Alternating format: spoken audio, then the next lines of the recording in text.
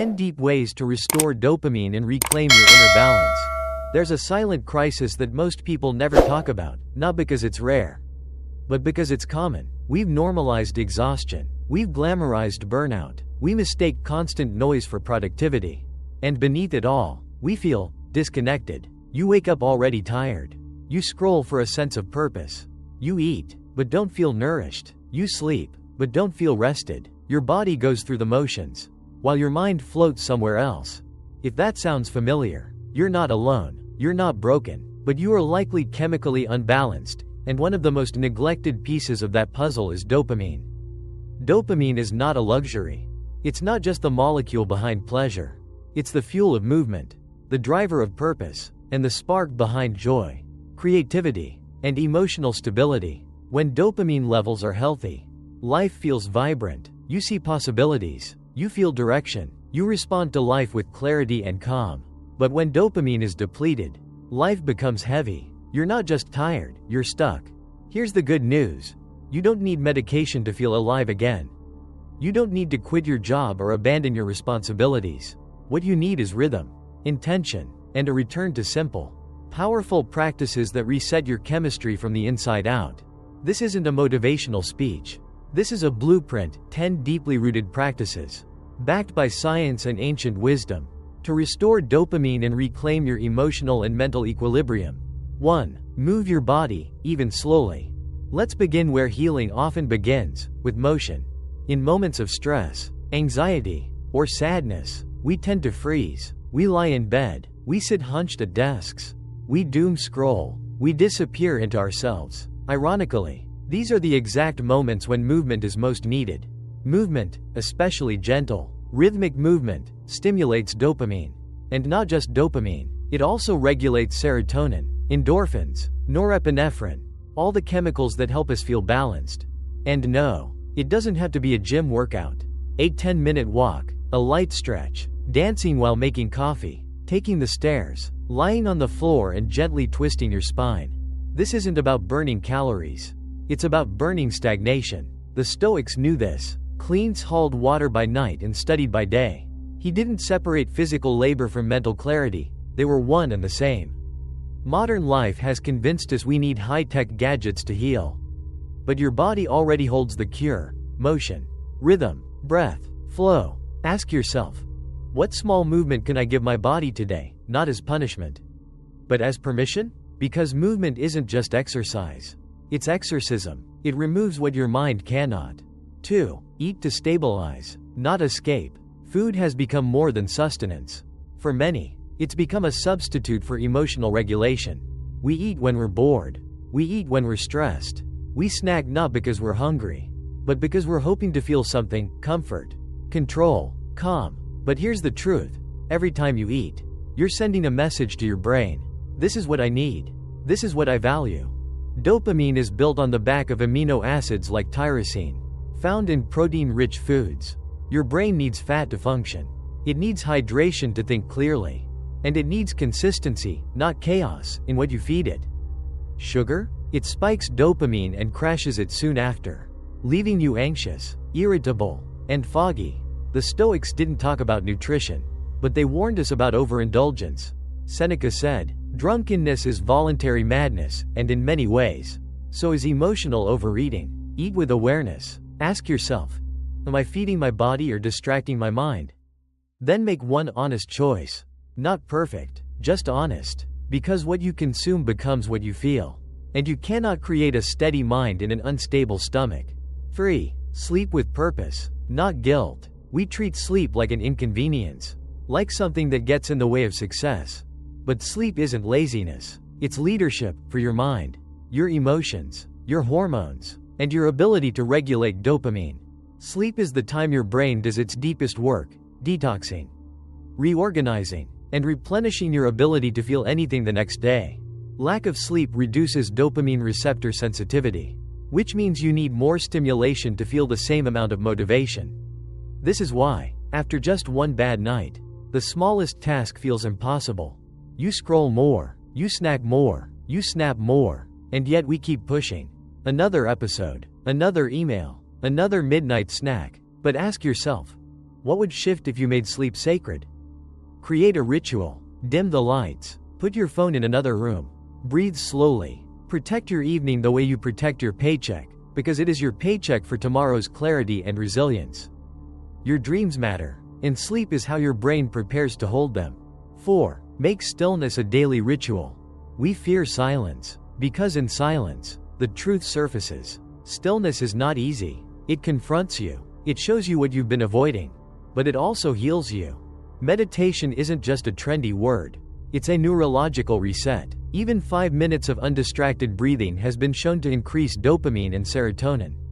It reduces cortisol. It rewires how you process emotion. And no, it doesn't need to be spiritual. It doesn't need incense or mantras. Just you, your breath, and your willingness to sit with what arises. Marcus Aurelius wrote, "Nowhere is there a more peaceful refuge than in your own mind." That's not poetry. That's a plan. Sit, breathe, watch the thoughts come. Don't fight them. Let them pass like weather. Stillness is not absence. It's the beginning of alignment. 5. Set clear goals and celebrate small wins. Dopamine doesn't reward perfection. It rewards progress. Every time you complete something, even small, your brain says, "Yes, that was good. Let's do more." But most people rob themselves of that reward by waiting for the big goal to be done. You don't need to finish the novel to feel proud. You need to write the first sentence. You don't need to lose 30 pounds. You need to drink a glass of water this morning. And you need to celebrate it. Write it down. Smile. Pause for a breath of acknowledgement. Because in doing so, you reinforce the neural pathways of motivation. Build a system of micro wins. One honest decision at a time. Track your progress. Reflect weekly. Watch how your self-image shifts from "I'm stuck" to "I'm building." It's not magic. It's momentum. 6. Let music awaken what you forgot. Music is one of the few things that bypasses logic and speaks directly to your emotional core. A single song can transport you to a memory, a time, a feeling you thought was gone. It can move you, literally. Music stimulates dopamine in the same brain regions that light up from food, love, and achievement. It's not passive. It's powerful. Use it. Curate it. Make playlists for healing, movement, reflection, rest. Let sound be your companion through emotional landscapes too complex for words. Music doesn't fix you, but it reminds you that you're still here, still alive, still capable of feeling, and sometimes, that's enough to change the whole direction of your day. 7. Choose people who restore you. We talk a lot about protecting your peace, but few realize how much other people shape your dopamine. Human connection is one of the most powerful emotional regulators we have. And yet we spend time with people who drain us, dismiss us, or distort our sense of self. Every interaction is data. Ask yourself, after talking to this person, do I feel more anchored or more anxious? Seen or small? Centered or scattered? You don't need 1,000 friends. You need 2 real ones. People who listen without fixing, who witness you without judgment, who remind you that you're enough, even when you're not at your best. And remember, be that person for others. 2. Because connection isn't just company. It's chemistry. And the right people don't cost energy. They generate it. 8. Step outside. Let nature regulate you. You are not a machine. You are an organism. And organisms need light, air, texture, rhythm. Sunlight increases dopamine. Fresh air resets your breath. Trees lower cortisol. Natural light in the morning regulates your circadian rhythm. Your inner clock tied to everything from sleep to mood to motivation. Yet we live inside, under blue lights, in recycled air, looking at filtered versions of the world through glass. You don't need a mountain hike. You need 5 real minutes outside. Stand barefoot in grass, touch a tree, look at the sky. No phone, no playlist, just presence. Nature doesn't ask you to be anything but alive. And when your body reorients to the natural world, your mind slowly begins to remember, this is home. 9. Do what you love without permission. You weren't born to fulfill a to-do list. You were born to explore, to create, to feel wonder. When we abandon what we love, painting, dancing, gardening, building, tinkering, we abandon the very part of us that knows how to produce sustainable dopamine. This kind of joy doesn't crash like sugar. It lingers. It refuels. Give yourself time, even 15 minutes, to return to something that once made you forget the clock. Not for money, not for productivity, but for soul. Don't wait for permission. Don't wait until you're caught up. Start now, because the part of you that used to love is still waiting for you to come back. 10. Release stress, don't just carry it. Stress that isn't processed becomes poison. It sits in your chest, your neck, your stomach, your sleep, your relationships. Dopamine cannot thrive in a body bracing for impact. You don't need to escape stress. You need to release it. Walk, stretch, cry, scream into a pillow, journal, talk, breathe, move your body like it remembers the grief it was never allowed to express. The Stoics didn't say, don't feel. They said, don't be ruled by what you feel. And the best way not to be ruled by your stress is to let it speak. And then let it leave. You're not weak for breaking. You're wise for knowing when to let go. Final reflection. You're closer than you think. Your soul is not lazy. Your brain is not broken. Your spirit isn't missing. It's simply buried under noise, habits, chemicals, and narratives that no longer serve you. But underneath it all, you remain. And dopamine? It's not a reward. It's a reminder. A signal that says, yes, you're on the right path. You don't need to overhaul your life. You need to return to the basics.